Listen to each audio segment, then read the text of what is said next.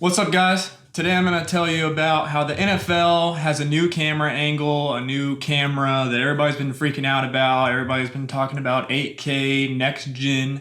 I think you legally have to tweet something out about how it looks better than real life, and this is clearer than your actual vision, and maybe like if 2K made Madden, this is what it would look like. Something along those lines I think is just appropriate right now because everybody's doing it. If you have a friend or anyone who you know that is a photographer, videographer, amateur, or professional, go and ask them about this before you tweet about it maybe. Today I'm going to tell you why there's nothing special about this camera, and just about like every amateur or professional videographer or photographer has a camera that can do the same thing and look the same way. And I'm going to tell you why it looks that way. What about this makes it look so good and so real life or better than real life?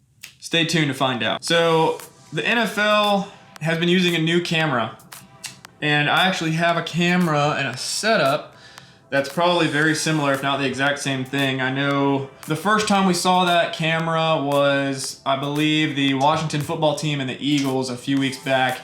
It probably looked somewhat similar to this. I know it was not the exact same. I saw the setup, but I know it was a gimbal with some sort of mirrorless DSLR on it, I believe. This is a Sony a7 III right here with a Ronin or an RS2 gimbal attached. And so that's the setup that he had.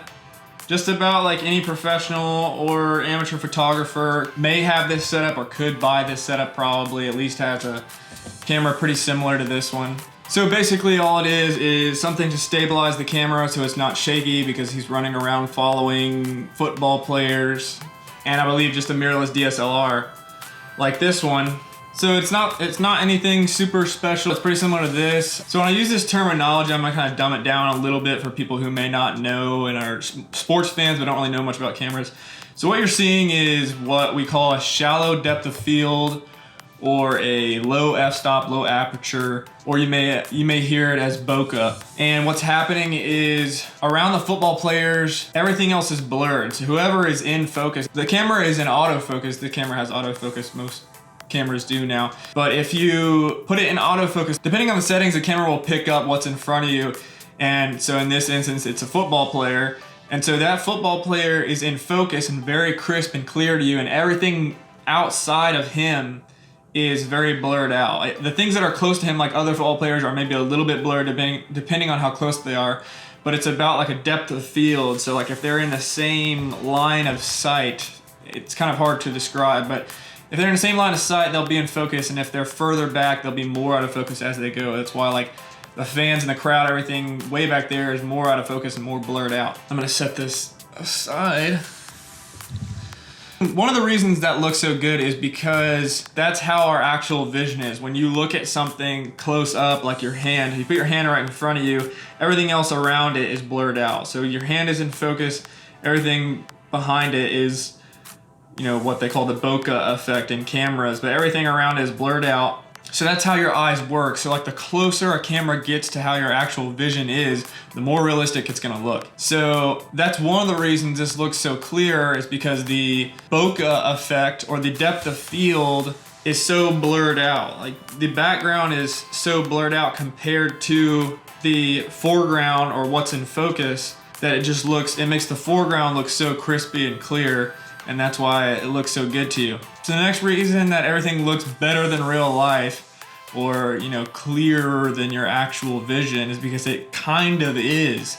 So here's the hard part to understand. So when you're watching a video, there are 24 frames per second. That means that there are 24 images in 1 second that you see. 24 images go by in 1 second.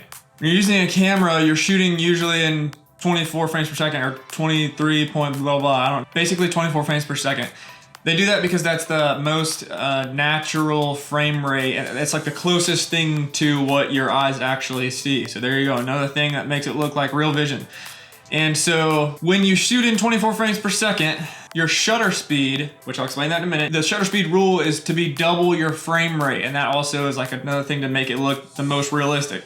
So your shutter speed is how long each picture is taken. So because our frame rate is 24 frames per second, our shutter speed is 1/50, so 50 is double 24. I mean, it's close enough. Like the camera doesn't actually have double 24, so 1/50 is the closest. I know it's not exactly double. Because you're using 1/50, it gives you a 50th of a second for each frame that it captures, or each picture that it captures. So in 1/50th of a second, whatever the football player does is what it's capturing. So like usually that gives a little bit of motion blur. So if my hand is moving up and I'm using 1/50, there's gonna be a little bit of motion blur depending on how fast I'm moving, but that's natural to your eye. Like you see that same way when I'm doing this. I mean, you may not see it on this camera, but I'm using my phone right now anyway. But in real life, you see some motion blur. So that's the closest thing to the motion blur is your shutter being open for a 50th of a second. So in one picture, if my hand's moving, then there's a little bit of blur in that one picture, and then we put those pictures together, and those pictures, 24 of them, make 1 second of the video that you're watching. So another reason why the video looks so clear is because the camera operator was shooting in a higher shutter speed than what we normally see and normally use, because it doesn't look realistic if you use a higher shutter. He or she probably did that because the lighting, it was so bright out, and because of lighting reasons, you have to have like either have to have like a filter on or something to counteract all that.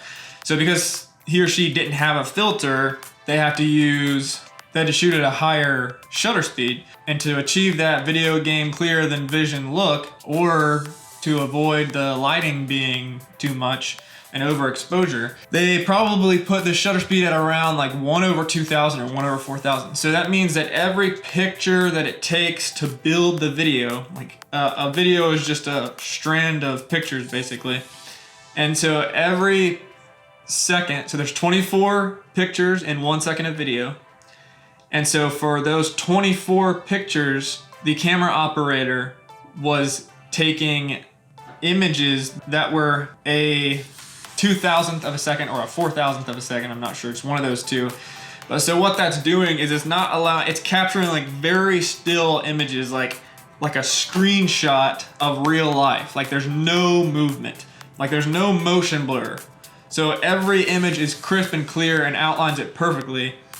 And so there's no motion blur or anything. So everything is perfect in camera, even though like that's not how our eyes see. So it's not like cinematic, but it looks kind of like a video game or better than real life, because every frame and every picture in the video or in the footage that you're seeing on TV, they hooked it up obviously to like be live on TV. But every frame and picture in that footage is crisp and clear. There's no blur. So combine that no blur with the fact that everything is, well, I said there's no blur. Everything around the person in focus, everything around the subject in focus is blurred out. So you have this one football player who has no motion blur. Everything around him is blurred out. That's gonna make it look crispier and more clear, almost 8K or next gen like. And so that is what you're seeing. Those right there are the main reasons that the footage looks crispier and cleaner and more clear than what is normally shown. Because what's normally shown, there's zero depth of field. Everything is basically in focus, because like the higher the aperture, the easier it is to keep everything in focus, because like everything is like basically always in focus.